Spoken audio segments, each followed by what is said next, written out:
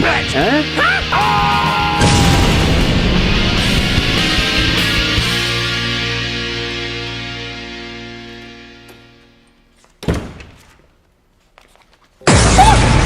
You thought my terror was over. You thought there was no more torture to confront? Well, you were wrong. Low fat Jesus, what is that? The time has come to finish what you started years ago. Why aren't I used to stuff like this already? Oh God. Hello. Something amiss? No security guard I didn't even know worked here, except a mystery. Oh yeah? And what mystery is that?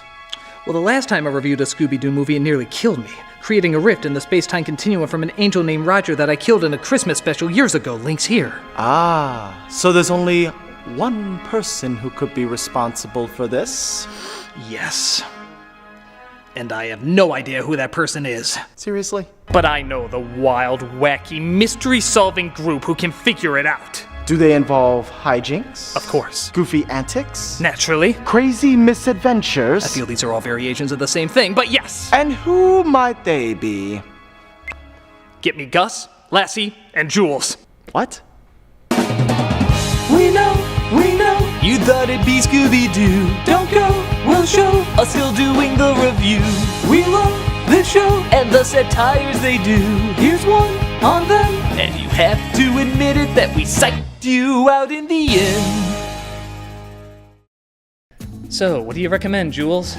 I think reviewing the movie will help lead you to the culprit. But I'm right I think we should get the out of here. God, I love the sound of your voice. What do you say you and me do an 8-year on par with The Office? What do you say you stop doing your aging Zach Braff impersonation? Listen, Spencer, you better get to doing this review, so I can go back to being the stick in the mud to your comedic antics. Lassie, please, you're scaring my black sidekick. I'm not scared, Sean. Will you get over here? Excuse me? Alright, I'll review this movie, but only if we have callbacks to the 80s that people in their 20s and 30s would get. That doesn't sound familiar. No, we try to get the millennials too. Watch. Pokemon sucks. Still got it. You better go with him, Gus, while I uphold the status quo. All right, but I'm still scared. You know I always dance when I get scared. Wow, he went with that dance? Hey, look, this really isn't that hard of a mystery to solve. You know, the answer might be right in front of you. Wait, how did you change your clothes so fast? Well, again, like Sai, costume changes are kind of like blinking around here. We've probably stolen more from that show than The Mentalist, if that's possible. Well, if you're looking for someone to blame for making you watch this movie, just know he's probably closer than you realize. Don't you have a door to be in front of or something? Madre. Some people never open their eyes. The film opens with a ray of hope, seeing how it was written by the director of Guardians of the Galaxy, James Gunn, but is quickly dashed when you see it was directed by Raja Gosnell, which, as we all know, is the human incarnation of the phrase, no refunds. And yes, all the same actors came back for this. Okay, you have no excuse. You know how bad the first film was! Don't you know these movies are turning out fans like this? Hi, we love you. We have you tattooed on our chest. Oh Christ, more Buffy fans. Hey, stop eating that plug, Scooby-Doo! You seem to have fans as well!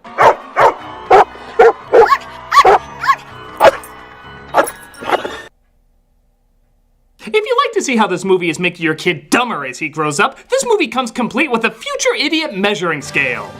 So we see your kid was gonna be a successful district attorney, but after that joke, oh, he's an injury lawyer for dancers. But at least this movie shut him up for an hour and a half. Heather Jasper Howe at the grand opening of the new Coulsonian Criminology Museum. She did it. Yeah, your literal first guess is right. Alicia Silverstone playing a pretty reporter in a Scooby-Doo movie for seemingly no reason at all. Who else could it possibly be? No, don't try to cut to a fake out. We know it's her.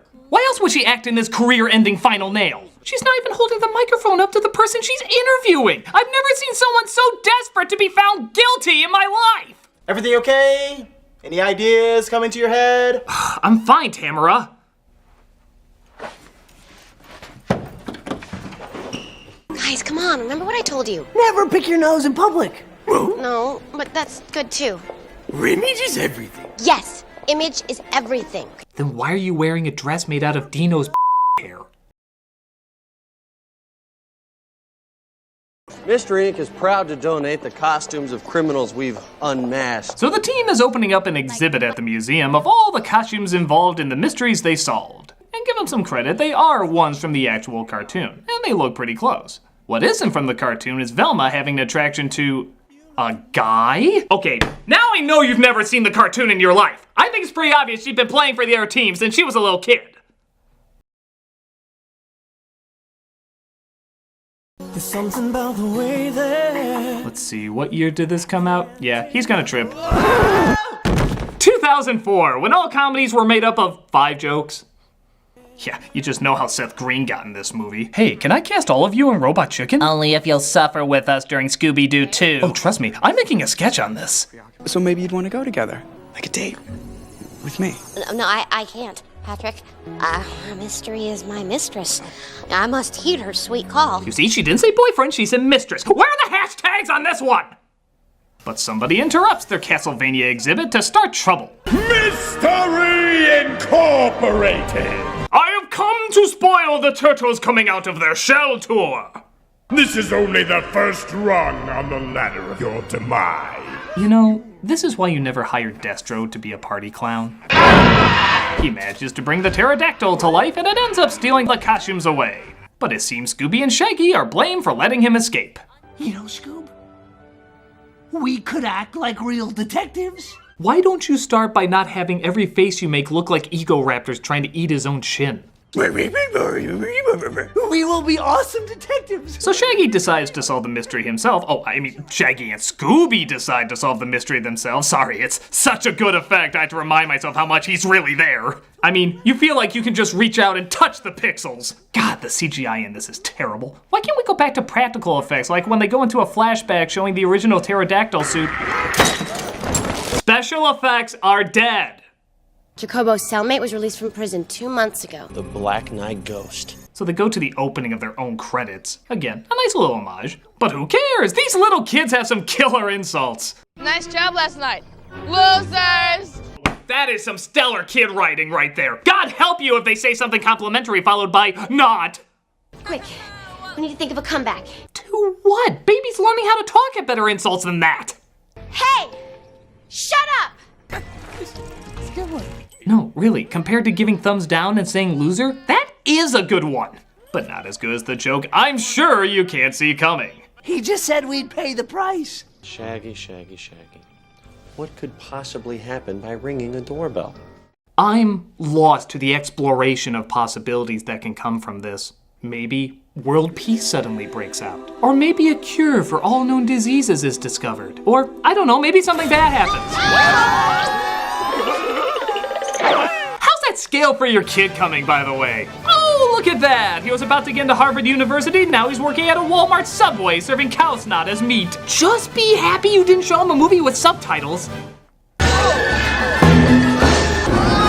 Boy, for a guy who spent time in jail, he has a pretty big budget for a mechanical dungeon. I guess working in prison for 69 cents a day went a long way. But Daphne uses her makeup to get them out. A little blush, a pore strip, and... Alright, Daph! I enjoy being a girl. A nearly 30, quarter-life crisis surviving girl. Seriously, we should stop calling them meddling kids and refer to them as meddling mortgage payers on the verge of opening a Roth IRA. And their mangy dog, probably deceased by now. So while touring through Danny Elfman's house, they come across another monster costume that's come to life. The Star of Astaroth compels you! The Star of Astaroth compels you! Daphne tries to fight it off as Velma tries to deduce where its weakness is. Wait, this is 2004! We've already used one of the 5 jokes that's used everywhere. Surely the second one must be... Right in the round tables. I hope you didn't want him to pass high school because now he's drinking paint behind a Sherwin-Williams. Climb the ladder. They get back home to find Seth Green is there waiting to ask a nervous Velma out on a date. So Daphne puts her in Jinkies H. Christ! Okay, I'm gonna overlook the lesbian thing so that I can imagine for a moment that I can actually get that. always ruins everything! So while dressing like a sexy traffic cone with the head of Sarah Palin, Scooby and Shaggy sneak out to a bar where all the old villains they uncovered hang out. Now the curious thing about this idea is, it's actually kind of funny. In fact, I dare even say the writing for this film is not that bad. Some of these jokes are surprisingly kind of clever, like the stretch mystery van or the fact that Scooby has a full name. Norval, Shaggy, Rogers, and Scoobert, Scooby-Doo. Even lines like this clearly show there's some intelligence. I have always found a criminal's inclination to incorrectly use the interrogative pronoun in place of the relative delightfully absurd. Me too. But here's the problem. The delivery on them is usually off. Take this for example. Shaggy needs an excuse for why him and Scooby need to separate. So he acts like Scooby has rabies. Like he's got rabies. Oh, we're just gonna go outside to get some fresh air. Now that's a funny idea. Going to an extreme when a simpler excuse would have worked fine. But the directionless reactions, the bland shot layout, even cutting away too early, none of it is presented right. This could have gotten a laugh, but now it comes off as awkward and confused. In fact, the film is so uncertain of where the humor is supposed to be focused on that they try to overcompensate with way too many sound effects. That'll mask the fact that we have no idea what we're doing. Look at this scene. Scooby and Shaggy are in disguise and a woman flirts with Scooby. He's supposed to flirt back and be funny, but it just comes off as terrifying. Hey, handsome. Hello, baby. That alone should get in our rating. Hello, baby. That's disgusting. Oh, watch out, idiot! Oh my god, I wonder who's behind that mask. Oh, it's just Peter Boyle. Get out of this game while you got a chance. All of us here ain't nothing to admire. This is a place for the survivors of Pluto Nash. Together we are strong, alone we are suicidal. If I see those twerps, I'd tear their eyes out of their skulls. Face everybody makes before they walk out of this movie. You know, it is a Raja Gosnell film. Shouldn't there be a piercingly bad music number right about now?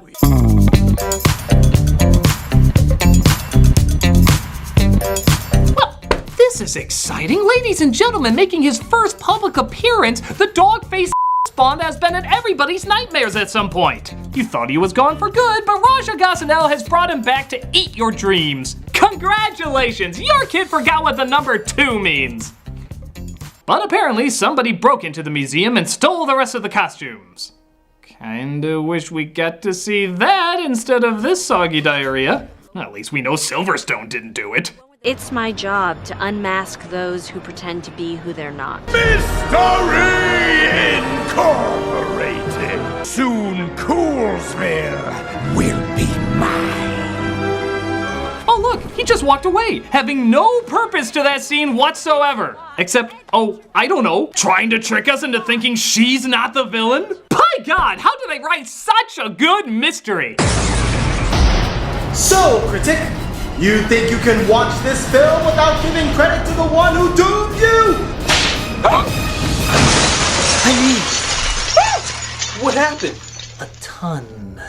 Whoa, somebody cut the rope up there to make that drop on you. Hey guys, any obvious clues around here?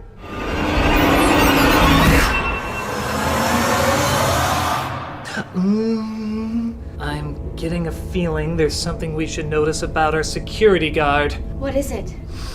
I'm feeling that he has rope burns on his hand, appeared just after the accident, and has a name tag that reads Roger. Well, Looks like we figured out who's responsible for this awful crime. Carrie Elways, Tim Curry, or William Shatner? Let's figure out which of these awesome celebrity guest stars is behind all this. Cop him. We do the happy dance. We do the happy dance. Thank you for helping us solve this very complex mystery. We do the happy dance. We do the happy dance. do you need to like a frog to work here?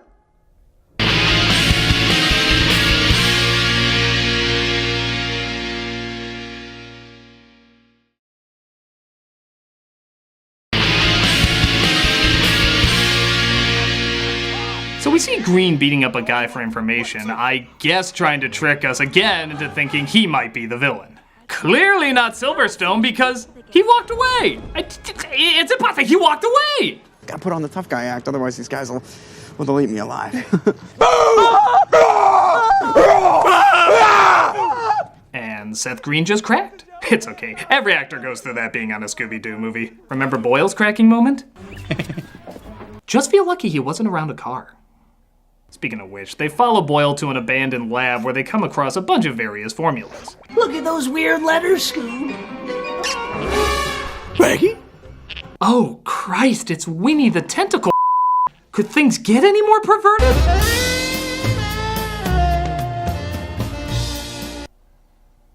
I want to go home! Congratulations, movie, you gave Shaggy.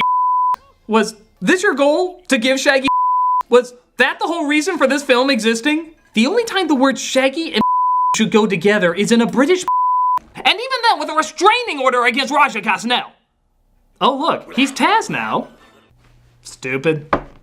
And now he's a genius. Oh, I long for the blissful ignorance of my former self. Chasing cats, licking my own rear end, eating my own vomit. Oh, those were wonderful times. I think we just saw Gosnell working through some personal stuff there. The rest of the gang meets up and they see where the costumes are brought to life. Ah! The poster to the thing! I'm being caught! I needed that. I needed that too. You're pushing your luck, Scoob. And I think that was Matthew Lillard cracking on the movie. Just imagine he's not talking about the dog, he's talking about the whole film. You're pushing your luck, Scoob. Pretty credible. They run away from the rejected Zelda henchmen and try to escape, not realizing that they've unleashed the monsters and the city blames them. Heather Jasper Howe with an emergency update. Reporting live from Zardos. So they go to their old clubhouse where they used to be kids, because nobody will look for Mystery Inc. at a place called Mystery Inc. And they remember when they were all in high school. A mere 20 years ago. It all seemed so easy back then. We solve mysteries for the love of them, not to prove anything to anyone. I think that is the literal definition of solving a mystery. Proving things to everyone. No wonder you suck at what you do. You don't even know what you do! But the monsters find them and continue to chase them down. Luckily, they give them the slip. Wait, that's not a baby. They come across the Black Knight yet again, and even though Daphne defeated him before and knows exactly how to take him down, Fred decides to take him on.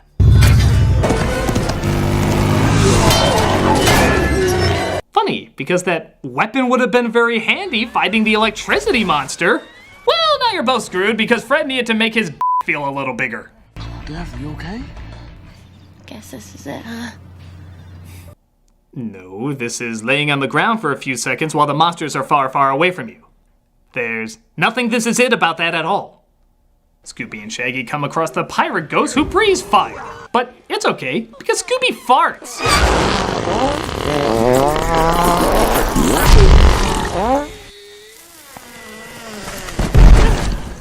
And your kid has eaten his own brain. Congratulations, your Redbox rental has taken a life. You could have been watching Dora's Enchanted Forest Adventures.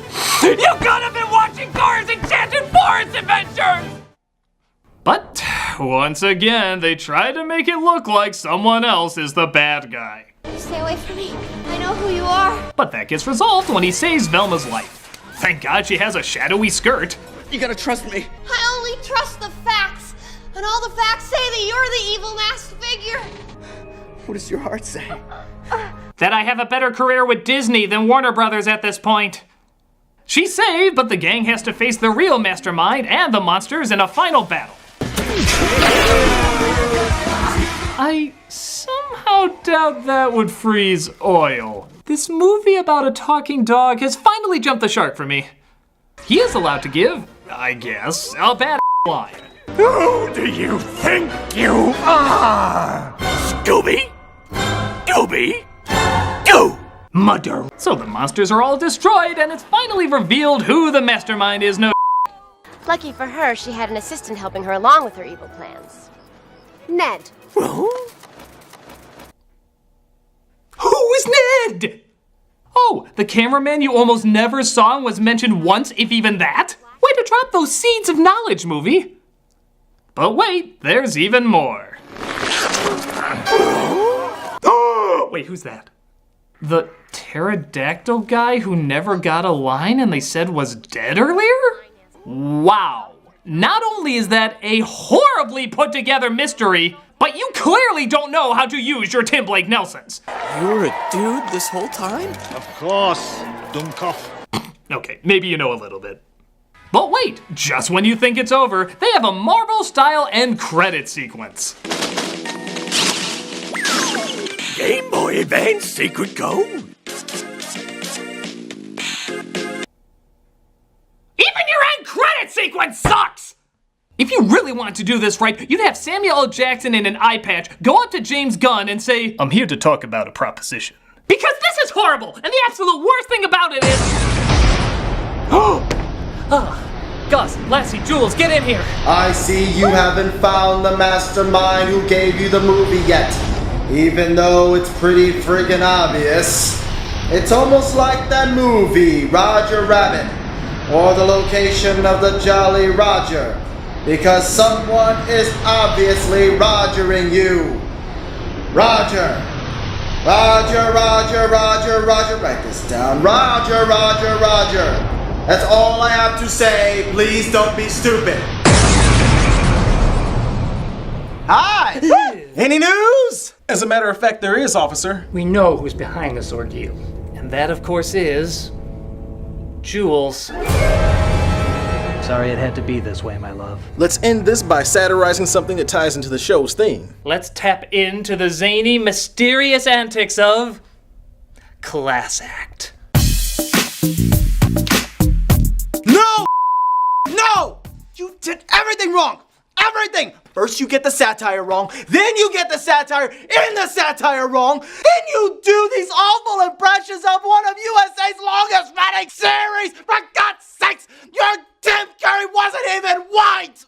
Are you indicating that there's a shortage of white actors in media? Then you try to solve this mystery that's so friggin' obvious, and you still get it wrong! She's not the one who did it, it was me! Roger! It was Roger all along! Roger! Roger! Roger! Roger! Roger! Roger! Roger! I'm Roger! I'm the one! Roger. Yeah, we know it was you, Roger. But she's still the one who did it. What? Yeah, I'm definitely guilty. But it can't be. I did have... Ah, you only think that you did. You see, I know that you laid the DVD there for me, but when I looked away, it was replaced by a slightly different version. The original, I then noticed, was snuck into Jules's pocket. My second clue was a ton that fell on me. I'm sure you tried to drop it first, but Jules cut the rope before you did. As I noticed her rope-cutting scissors, she tried kicking under the couch. And finally, when you said write down the name of the culprit, she didn't write Roger. She wrote Jules. But what was the point of all this? Because I wanted to give something that the movie didn't. A good mystery. Sure, Scooby-Doo as a show is silly and not the best animated, but one thing it always had was a good mystery for kids. It taught them deductive reasoning, problem-solving skills. It was a show that made them smarter in every episode. That was the movie's ultimate failure. Sure, the sets were nice, and there was an occasional funny scene the actors could pull off, but the effects were awful, the jokes fell flat, and a multi-million-dollar movie couldn't tell a better mystery than every episode of the shoestring budget cartoon. That's what makes it last through all these incarnations. Not just the silly characters, but the fact that it's making you more observant without even knowing it, as the best kind of teaching should be. So I figured, do what the movie was trying to do. Tell a fake-out mystery that actually faked you out. Okay. Well, now that that's out there, it's time to explain why I did this and how I came back! Nah, neither Scooby-Doo nor Psych cared about the motivation. Yeah, it's there, but it's more of a side note. But it's so complex and interesting! No. Short and shallow is usually the way to go. Yes, and I would have gotten away with it too if it weren't for you pesky kids. And that mangy dog. Scooby-Dooby-Doo! Now that's the satire. What the fuck?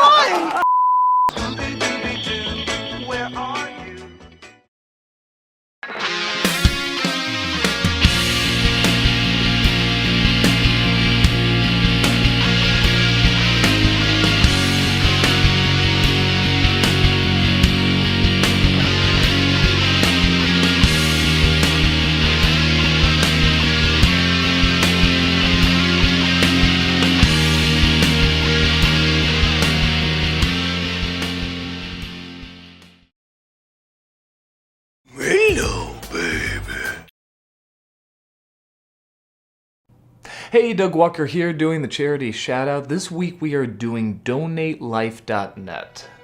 This is a not-for-profit alliance of national organizations and state teams across the U.S. committed to increasing the numbers of donated organs. Over 121,000 people are waiting for an organ, and every 10 minutes another person is added to the list. And sadly, so many of those people pass away before they're able to get the organs. It's honestly a much bigger problem than a lot of us probably assumed. This is an organization that not only helps those people, but also encourages others to donate. They develop and execute effective multimedia donor education programs, motivate the American public to register now as an organ donor, and assist Donate Life state teams and national partners in facilitating high-performing donor registries. In its 23 years of existence, the Donate Life community has grown donor designation to nearly 129 million registered, and that's in the United States alone. That's an amazing number, but we still need more. So check out their website, look at their YouTube videos, become an organ donor if you're not already, and see how many various ways you can help out. Definitely click on the link and check them out.